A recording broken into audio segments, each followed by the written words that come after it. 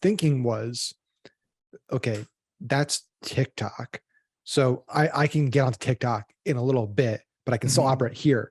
TikTok now has bled into everywhere else. So Pinterest just announced that they'd come on the new project. It's all video based. So you have Pinterest now doing it. You obviously have Snap. You have YouTube pushing shorts. They're going to make that an ad unit. You have Facebook, you have Instagram. So every other place you're spending money is forced now to mold their platform and their ad units to be like TikTok. So you don't have a choice now. It's like, it's whether you don't even have to advertise on TikTok, but you need to know how to advertise on TikTok to now compete on these other channels.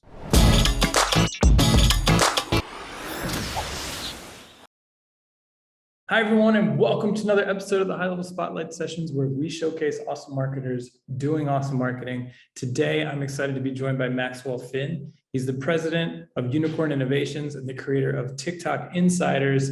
He's worked with tens of thousands of businesses and agencies over the years. Maxwell, thanks so much for coming on the show. Of course, man. Happy to be here. We put that intro together on the spot, so that's good. That's right. Max, I'm going to tell you a funny story. So earlier today, I live in Mexico, and one of our customers messaged me saying, hey, I'm going to be in Puerto Vallarta. I'd love to meet up. So we were hanging out this morning. We just went to have lunch. We grabbed some tacos, and I was like, oh, shoot, I got to get back because I have a spotlight session to record. And he's like, oh, who are you chatting with? And I'm like, oh, Maxwell Finn. And he's like, whoa, really? And I was like, yeah, do you know him? And he's like, yeah, you don't? I'm like, no, I don't really. And so I'm excited. And he just like built it up so big. I'm like, wow, now I'm really excited to talk to this guy. Well, I regret that. That it should have been somebody that's like, oh, he's underwhelming. And then you just get your hopes down here.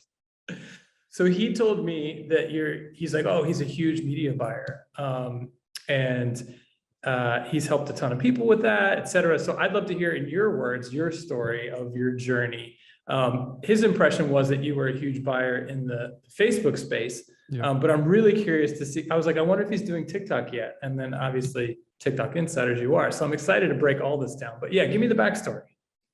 Yeah. The fun, riveting, exciting origin story that people tune out of like 4 seconds in. But yeah, I started my first company when I was still in. And by the way, I'm looking at you. I have the way my rig is set up. So I have a DSLR over here. So people always think like I'm looking off to the side. It's like I'm actually your face is over here. So if you see me looking off in the distance, it's I'm actually paying attention directly to you. No worries. So started my first company when I was still in college. It was a company called the Daily 100. Eventually we rebranded it to Loot. Mobile platform connecting brands to kind of consumers, micro influencers to create content, take photos of products. Way ahead of the curve. We were on the right trend, but like we were doing 2011, 2012. We were mobile first. Mobile first was a thing. Did the Silicon Valley venture back thing, raised tons of money, built the company. I remember that company. I didn't know that was yours. Really? Yeah. Well, we had some impact. I mean, we did well. It was just, we were just ahead of the curve and we just burned through a lot of cash, and that's the nature of that beast, right? It's like you focus on growth and tech over business and revenue. And so eventually that went under. I came out of that with like nothing, like negative. I put all my money into it at the end.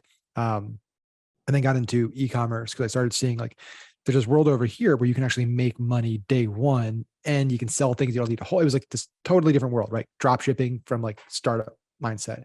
So I started a company called Startup Drugs. It's my first e-commerce store. I've actually sold it twice, which I've told this story before. I told it with Onik on his show the other day, but so Russell owns it now. So Russell Brunson, he was one of our like early customers. That's how I met Russell in the first place years and years ago.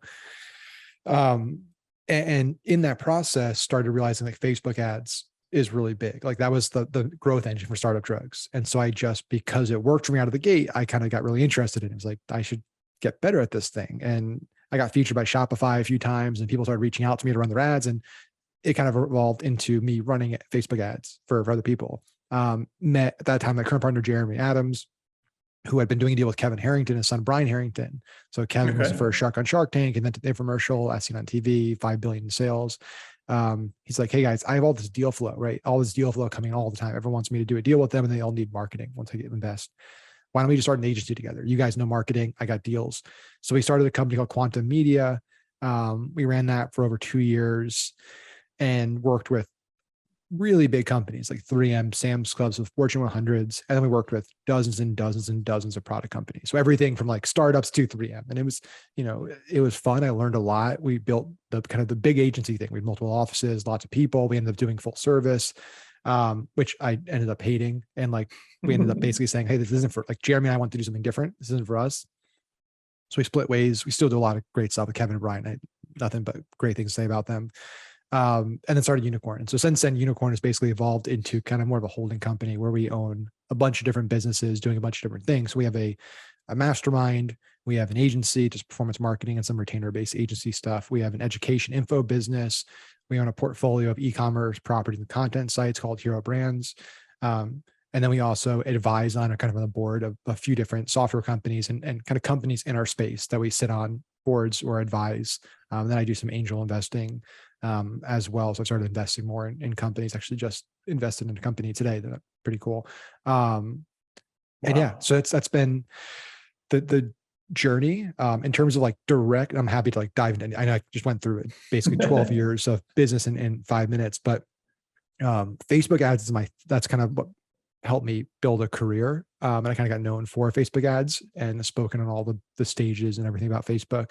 But I'm banned. Facebook banned me about a year ago. So I no longer have a personal Facebook, or I no longer can advertise on Facebook. And that's a whole story there. But I've been on TikTok for 3.5 years. So I was one of the first advertisers on the platform when they were reaching out. And, it's hard for people to remember this, but like there was a time when TikTok wasn't the big thing, right? Now it's not, everyone's like TikTok is it, right? But like 3 years ago, nobody was really giving it the time of day, especially on the ad side. So they were pitching a lot of agencies, a lot of marketers, like, come on here, please spend money. And we jumped on it. And the first year and a half or so was like really garbage, like just really basic. Algo sucked, didn't perform. And then started hitting around like 2 Q4s ago. We started seeing, hey, there's something here. We're getting some positive results, not better than Facebook by any means, but like life, right? Mm-hmm. And now it's to the point where it's obviously the hot thing. Everyone wants it. It's growing like crazy. There'll be 12 billion in ad spend this year on TikTok, which is, more than Snap and Twitter combined. Still, not even close to Facebook's 140 billion in annual ad spend, but well on the way, 1.2 billion, 1.4 billion users. Still Facebook is a superior platform on the ad side. But there's just where the growth and opportunity is. TikTok is very exciting. So let's dive into some of this because let's do it. You just mentioned, clearly Facebook's still the monster when it comes to ads, but recently they've just come publicly announced that like we're shifting the feed, like we're basically killing the feed and shifting to a TikTok clone. So even though Facebook is still the king, they see the writing on the wall, which I think is fascinating. So first of all, why did you get kicked off Facebook? I'm fascinated. I don't know anybody who's personally banned from Facebook. I still don't know. I was never given a definitive reason. I just woke up one morning and logged in and said on my when I logged into Facebook.com, my profile said you've been, violating your terms of use. And I wasn't even given a chance to appeal. When I went to appeal, it said like, you're not allowed to appeal. And I guess the ban is so severe because we know a bunch of people like that have backdoor access to Facebook. So there's a bunch of people I know that like can get ad accounts back, business managers back, all that stuff, even profiles back. And when we talked to a few of them, they were like, yeah, you don't have access to this thing, like, which I've never seen before. So like, we can't even help you get it back. You're nuclear banned. Yeah, it's like nuclear banned. And again, like I was barely posting on Facebook organically. Like I would post every now and then. Usually it would be like some family stuff, like post my 2-year-old or my wife or picture, or occasionally I talk about the economy. I'm a big like finance and economy buff. So I talk about the economy and like, what's going on and supply chain issues and stuff, like boring stuff. There's only two, my conspiracy tinfoil hat, right? I put it on and said, why was I banned? I think there's two possible reasons. The only two that make sense to me. One is,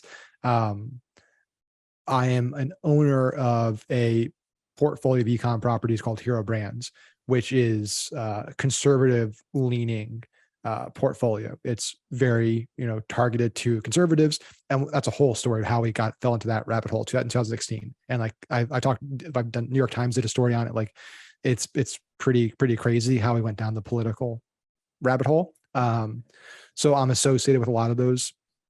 And when my profile went down the same day that I got banned, a few other members of our team in that business also got banned, like customer service reps, people that weren't even running ads, but just like a link to it in some capacity. One of our customer service reps, she's a big Oculus user. and had like thousands of dollars worth of Oculus games and downloads and stuff that she'd built over the years, and lost all of that because when you get banned by Facebook, like it's linked to Oculus. That's how you get on Oculus. So pretty crazy. So it's either that, or it's, by that time I started really talking about TikTok a lot. Like I was actively like talking about how TikTok is like the future and all this stuff. So those are the only, like, because I didn't actually ever post anything that broke any even close, like the terms of service or terms of use. And at that point too, I was like barely advertising on Facebook because we have our team at Media Buyers. So I wasn't like running anything, and I was barely using it. So this is if I put a tinfoil hat on and say like, why did something happen? It's those are the only two things that make any sense, or just totally random. I don't know.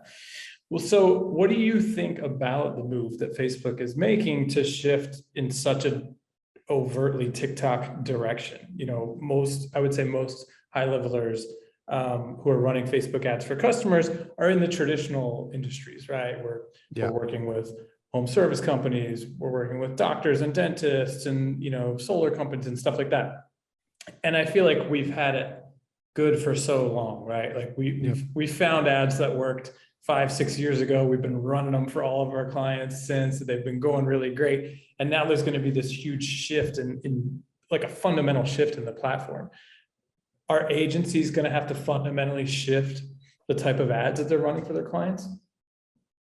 Yeah, so there's two interesting topics we can talk about there. One, I want to put a pin in because I think it's interesting to come back to, which is just like complacency and how perspective of business owners have of how good it's been the last, like no business owners that are younger like have any understanding of what it's like to run a business during a recession or hard economic times. So let's circle back to that. But in terms of just like my thoughts on Facebook making this move, or Meta, I hate calling it Meta. It just doesn't feel right. But so weird, right? In terms of their move, especially on Instagram, of like basically going all in on TikTok,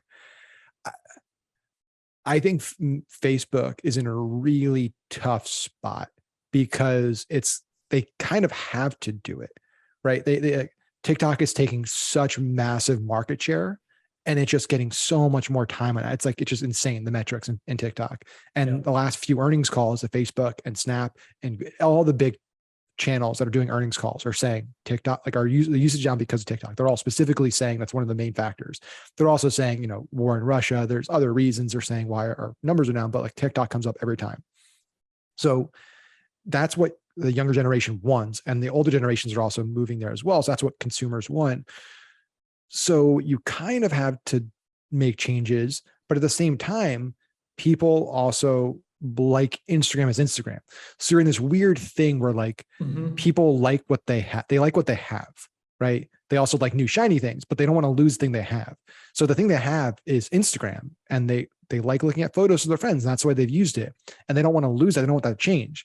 They like TikTok a lot, but they don't want to lose this thing. So if this thing changes to be this thing, then they don't have the thing they like. So it's this really weird place Facebook is in where they have to evolve, but by evolving, they're going to piss off basically all their users because people are like, you're just copying TikTok. Like I want to be able to look at things. I want to be able to have a social graph. So TikTok is built on a content graph, not really a social graph.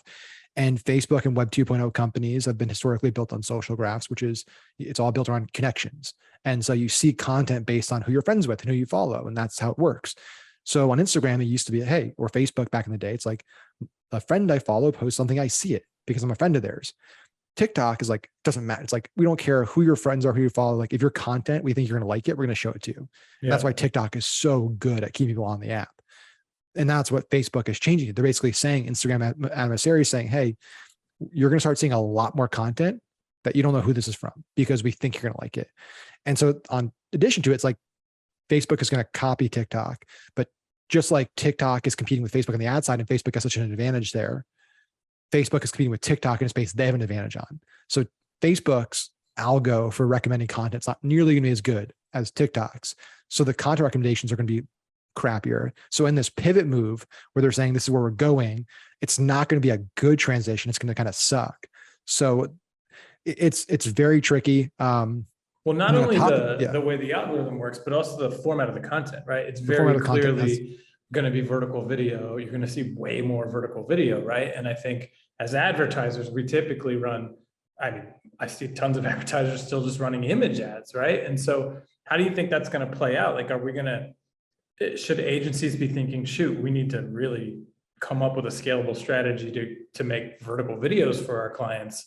Yeah, everything is going to be when it comes to organic or ad creative, it's going to be, I need to have some really compelling opening hooks and opening motions in every video I put out.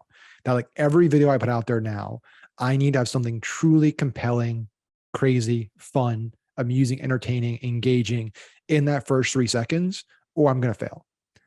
And that's a tough, like, I live that way because that's the way we've been on TikTok for so long. I know that's the way it works. So everything I do is based around that. But if you're used to like, hey, I just run image ads for my car dealership for the last 10 years and it's worked, like on Google and Facebook, that's going to be that's a radical rethink of how I shoot creative. And most businesses don't have even the capacity and the bandwidth or just the mindset to create that way. But you're going to have to, because again, if you can't do that, or especially organically, like nobody's going to see your content because Instagram's looking at it, TikTok's looking at it. And if people just scroll right past it because they don't get engaged by it, it's gonna be like, this content kind of sucks. Like we're just not gonna, it's not gonna keep people engaged. We're not gonna show it to more people. So you're never gonna get reach. Whereas with Instagram historically, it's like I post a photo of my dog or a photo of my car, it's my life, and my friends see it. And that was the way it was done before. Now it's like, if it's not like an adorable litter of puppies running and charging, like they're not going to show it to anybody. You're going to get no likes, you're going to get no comments, you're going to get no views. So it's going to be a radical shift for businesses. That's interesting. And I mean, that's kind of the way I think about it too. And I don't want to like alarm folks, but at the same time, I feel like a lot of agencies are like, yeah, I know TikTok's becoming more and more popular and someday we'll get into it and whatnot. But like, you literally don't have a choice now because Facebook is like, we don't have a choice. So we're shifting and YouTube to this model. YouTube too. I was so annoyed yesterday because I love watching YouTube on my Apple TV. Yep. You know, and that's what I do in my leisure time. And now it's all shorts. And I'm like, what happened to the videos? But clearly the writing is on the wall. So I think, you know, if you planned on punting this for another year or two, I don't know if we're going to have that option. No, because like you said, the thinking was, okay, that's TikTok. So I can get onto TikTok in a little bit, but I can still operate here. TikTok now has bled into everywhere else. So Pinterest just announced that they'd come on the new project. It's all video based. So you have Pinterest now doing it. You obviously have Snap. You have YouTube pushing shorts. They're going to make that an ad unit. You have Facebook, you have Instagram. So every other place you're spending money is forced now to mold their platform and their ad units to be like TikTok. So you don't have a choice now. It's like, it's whether you don't even have to advertise on TikTok, but you need to know how to advertise on TikTok to now compete on these other channels. Now, would you agree that, hey, with newness and fear comes opportunity? I feel like if you are an agency working with car dealerships and you do figure out the model, you're probably going to have a pretty far head start above the competitors. Yeah, I love change. A lot of people are terrified of change. I love change. I love new things because, especially when new things start to take off, because it is very, very hard to stand out on Facebook these days. It's too big. It's been around for too long. Too many people figured it out. It's just, you can do okay, you can do well, but like the days of people that have been on Facebook for a long time know this, like the days where you could throw up with just an image ad and get a 10x ROAS out of the gate in 2015, 2016, stuff like that. Like good luck, right? You can do that when there's new platforms that come out because there's such a mismatch in supply and demand and they want advertisers. So they're going to reward you. They do on the organic side too. If you get into a new app, like if you got into Clubhouse when Clubhouse was a thing, or in Vine or any of these platforms early, they give you so much leeway. They really help you out because they want you to like it and feel good about it and get the dopamine hits. So you keep using it. So yeah, being an early adopter or even in like the first or second wave, I wouldn't consider you an early adopter now on TikTok if you hop on it, but you're still if you think about where it's at ad spend wise, 11, 12 billion this year here, it took Facebook, 6 to 8 years or so to go from that number to where they are today. So you still have a long curve to ride up. Sure, it's going to 10x in size basically. But yeah, I view it as a positive. So talk to me about TikTok specifically. I've never run a TikTok ad myself. Now, Sam, who I was having lunch with, was like, oh, their ad platform sucks compared to Facebook's, but I haven't actually used it in about a year. So I'm like, well, I'll be sure to ask Maxwell what he thinks about the current state of the TikTok ad platform.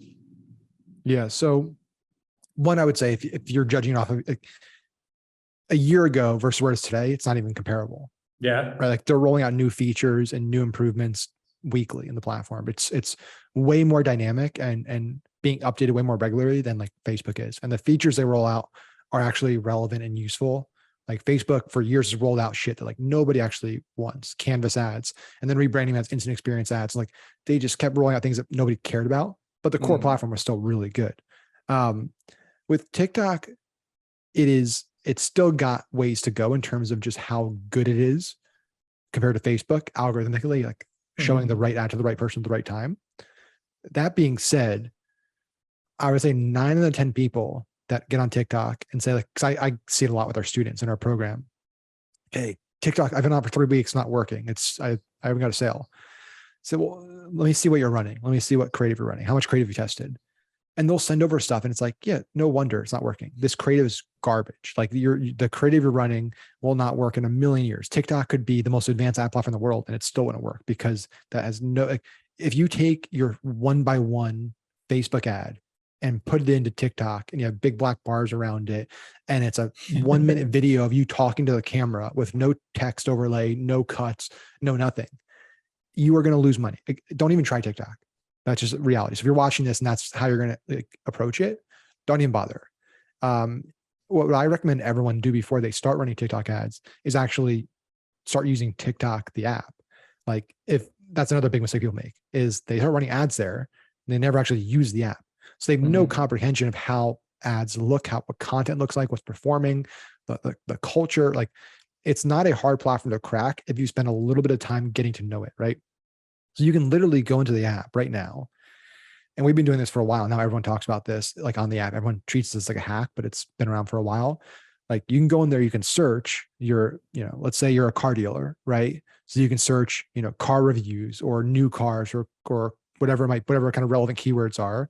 You can filter by last 7 days or last 30 days, depending on how much content's posted for that search term or hashtag. Then you can filter by most liked. And TikTok's literally going to show you, here's the most liked videos, TikToks posted in the last 7 days for car reviews, for, car dealerships. Then you watch them and say like, okay, this video's got 2 million views. What do they do? What was the opening?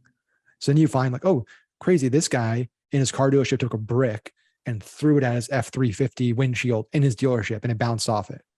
Okay, why don't I try that? I got a car dealership. We're selling heavy duty trucks. Like, let's do something crazy like that. Let's shoot a gun at it. Let's throw a brick at it. Let's have somebody get a minor league baseball player here hitting a baseball, a minor league pitcher throwing a baseball at it. It's not that the platform's not there. It's that people are just approaching it differently.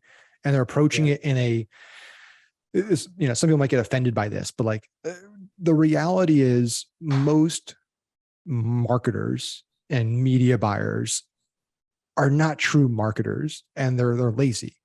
That's the reality. Facebook, because of how good Facebook got, it allowed most business owners, most marketers, most media buyers to put the bare minimum in and make money. And so they would just throw some images up. Here's a video testimonial. Here's some really generic, widget X does Y, link, 20% off. Like really crappy copy to a crappy offer page with everything was mediocre. But because the platform was so good, they made money.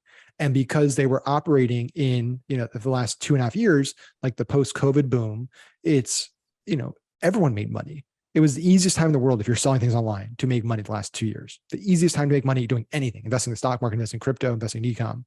So people now things are getting a little normalized.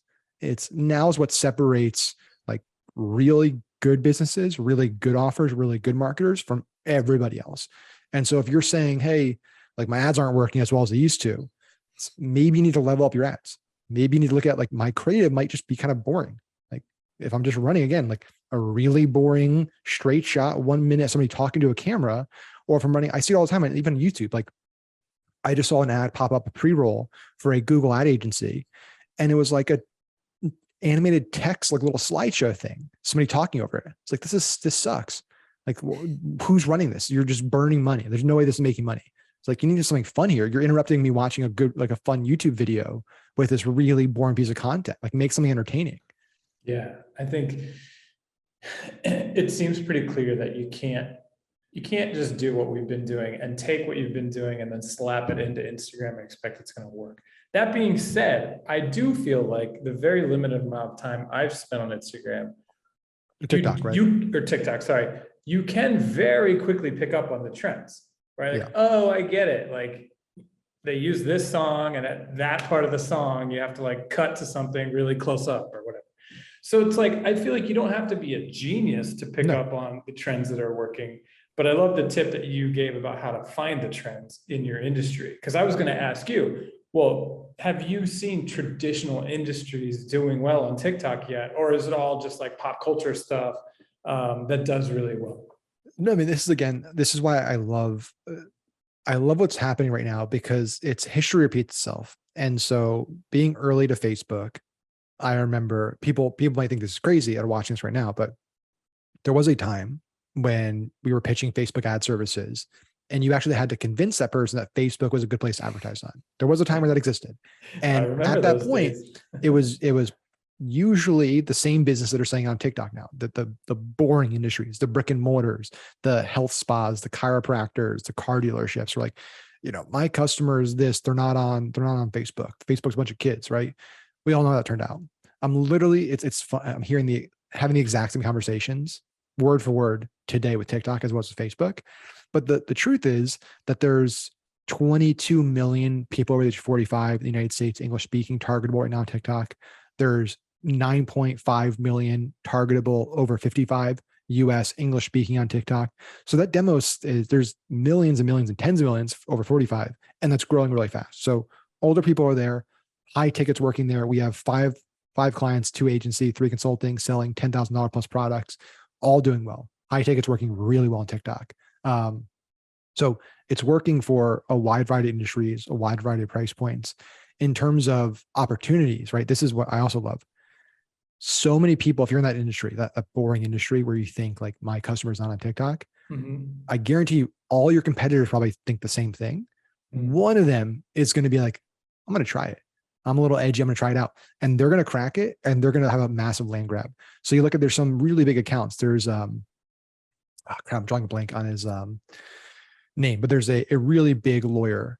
I think it's Law by Mike. I think he's the guy. He's got like millions and millions of followers. The lawyer does these really funny videos, these awesome law videos explaining legal cases and legal precedent and stuff. Just every video, 500,000 views, 2 million views, 5 million views. There's tons of guys like him or women like him that are in quote unquote boring professions, but have just fit it into TikTok and made it entertaining. And they're cleaning up because people want that content. There's people that are interested in those things. And if everyone assumes that like it's only for beauty, right? So everyone assumes like it's all just girls and beauty and stuff. Well, guess what? There's a lot more competition. There's a lot more content being created by people pitching makeup products and makeup tips and all that stuff.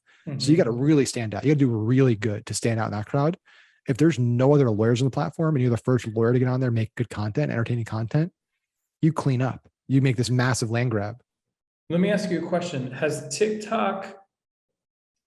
does TikTok play when we think geo and local? Like you mentioned brick and mortar, right? Like that lawyer, let's say every time that lawyer puts up a video, they get 500,000, 1 million views. Those views are coming from all across the country, the world, right? But let's say that lawyer really only works with clients in their city. Is TikTok gotten to the point like where that Facebook got so good at of like, yeah, I'm going to amplify your content to people I think who would like it in your region if you told me to do that? Yeah. So from a local targeting standpoint, they're rolling out more and more local targeting options. So getting like very granular, still certain parts in terms of like city zip code targeting. There's still some regions of the country that you can only target by like kind of DMA, where it's kind of like zones, which are not as granular. But a lot of the big hubs and big markets and big geos, you can get pretty granular.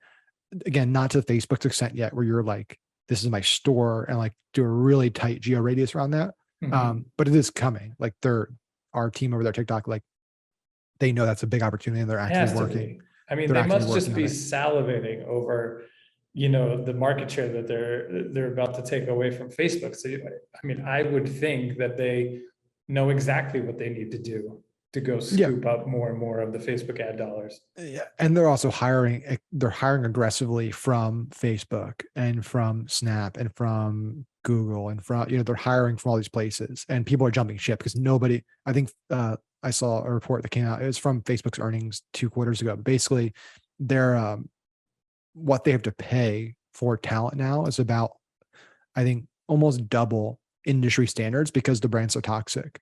So to get like an engineer to come work at Facebook, instead of paying him 200 grand a year, they're paying 400 grand a year because people don't want to work there because it's just a toxic brand in Silicon Valley. So it's like TikTok is just cleaning up, hiring the best from all these places. And then they're sharing exactly what the playbook was of these companies. Yeah, that's super interesting. I mean, to me, it seems like not just an opportunity, but a fun one, right? Like Oh TikTok's yeah. just way more fun. And I feel like, hey, like if you just accept the fact that like we can't just say, oh, we'll get on TikTok a year or two from now because TikTok is coming into Facebook and Instagram. Then it's like, hey, well, this is actually going to be kind of cool because these videos are fun. They're funny. People really enjoy them. So let's figure out a really fun formula that works for us and our niche and our clients. Yeah. And it's also a challenge. I think a lot of people got complacent with Facebook. When you get complacent, it gets boring, right? Because there's not you need challenge, we need stimulation, we need challenges, especially if you're an entrepreneur or just even a marketer, like that's what you live for. I want to be very clear there because I've gotten this, a small percent of people like on my contents on social and stuff. I get messages from people every now and then where it's like, hey man, you made your career off Facebook and now all you do is bash Facebook and you jump ship and stuff. And else. I want to be very clear. Like, while I despise Facebook as a company, and like just as a company and what they stand for, what they do, like I think it's a terrible company. From a business perspective, market perspective, like what I never tell anybody to do is like stop running somewhere that's working and move all your budget over somewhere. What everyone should be doing, and they should do this before even TikTok was a thing, is taking a percent of their profits and reinvesting those profits into testing other channels. I don't even care. I think TikTok is the channel you should be most aggressively testing because it's got the most scale, the most momentum. But like, I don't care what you're testing, as long as you're testing other things. Our political business, we test things like direct mail. We're testing, billboards. Like there's a lot of different things that are actually like direct mail and physical marketing is actually making a big comeback right now. But you have, radio, you have Spotify podcasts, you have, all kinds of email list rentals, direct site buys, influencer marketing. There's so many places you can acquire clicks from and customers from, to go all in on one channel. That's my big thing. It's like, just don't be 100% on Facebook or 100% on Google. I think that's a huge risk. And I've been saying that even back before I started running on TikTok. So let me ask you a question about retargeting. How is TikTok's retargeting platform? I'm assuming they have retargeting by now, right? Yeah. They've had retargeting custom audiences, lookalike audiences for some time. What we've seen mixed results when it comes to retargeting. Definitely not as good as Facebook.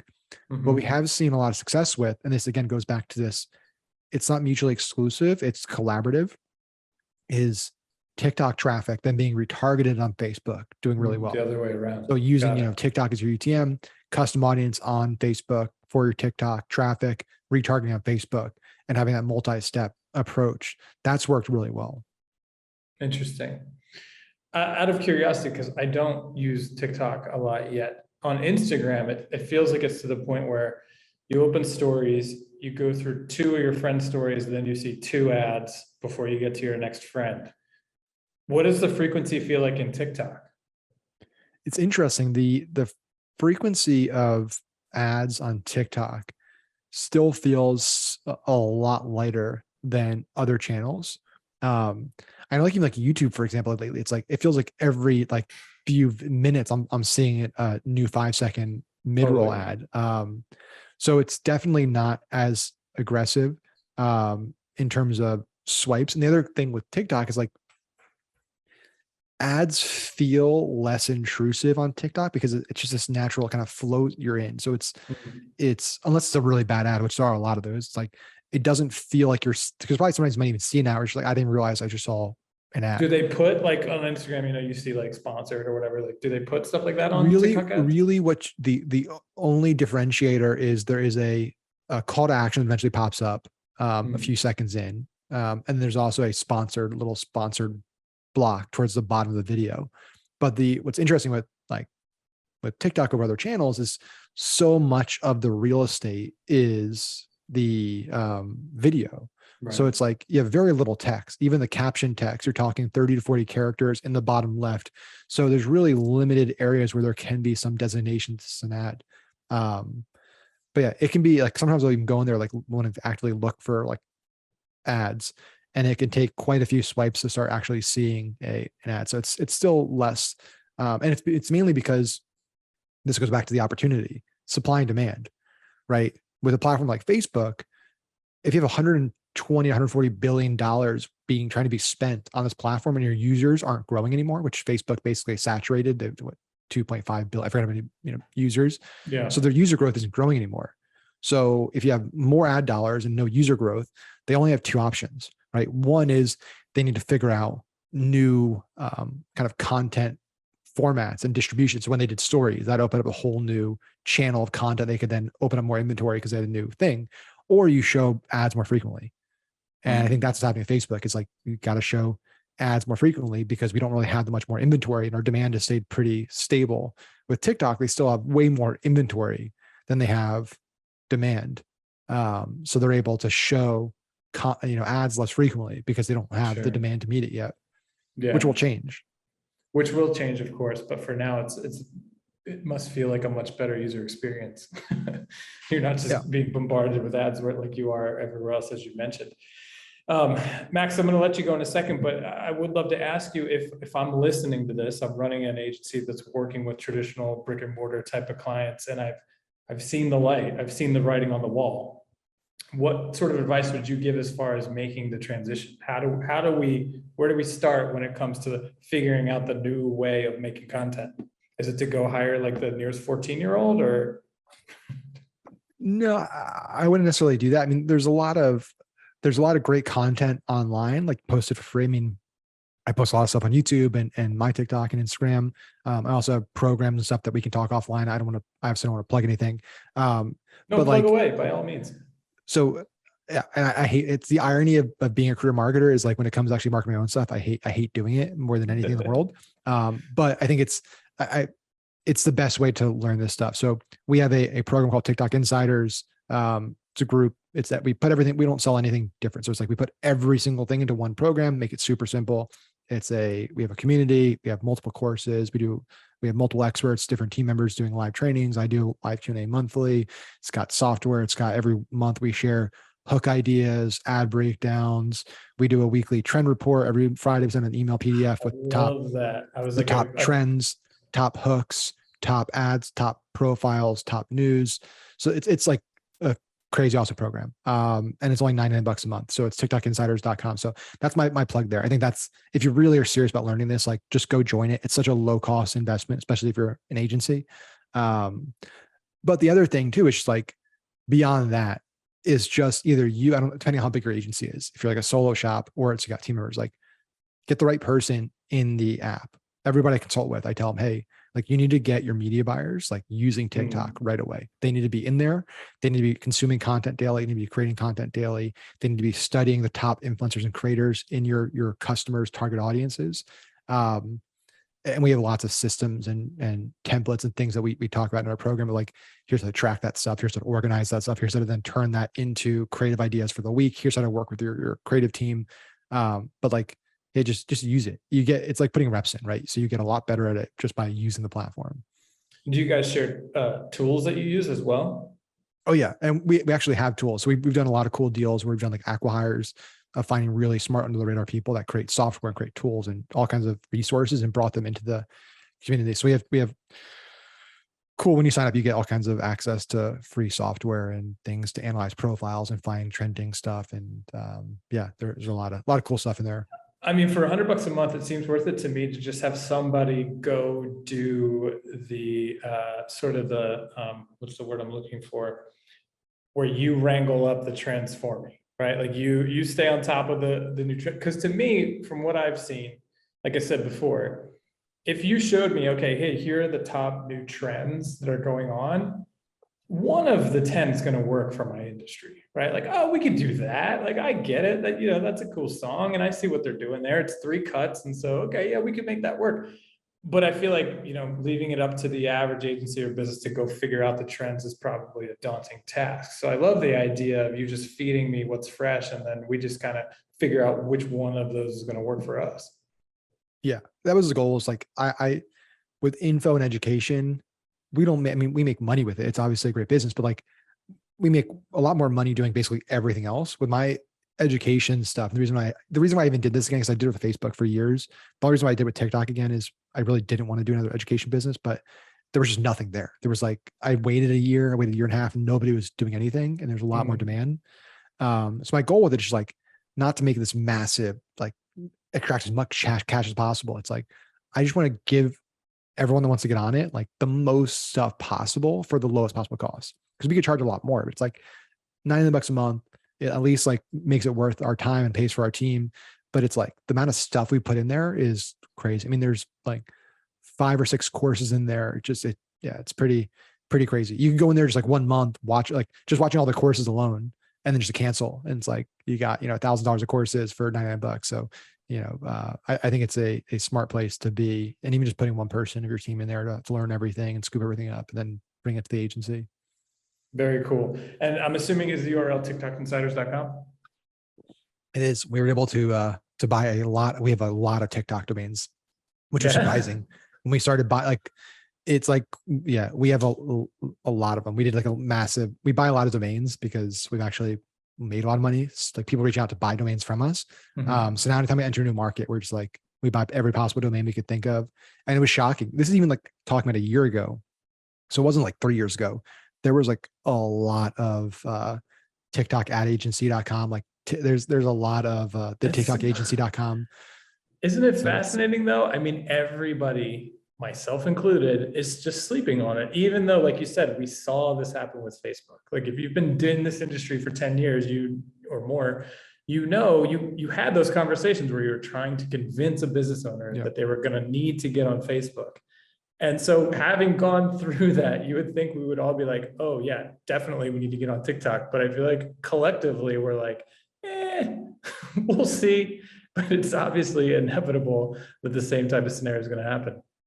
Yep. It's inevitable. So it's the way I look at it is it's better to learn it now and get a little head start than to wait for it to be forced on you, which is what happened to a lot of late adopters to Facebook. So you end up doing it anyway, but you really don't reap any of the rewards because you're kind of late to the game. Cool. Well, TikTokinsiders.com, guys, if you're watching and you're interested in learning more about TikTok. Max, thanks so much for coming on to chat with us. Of course, man. I had a blast. Thanks for watching, guys. See you in the next Bye. one.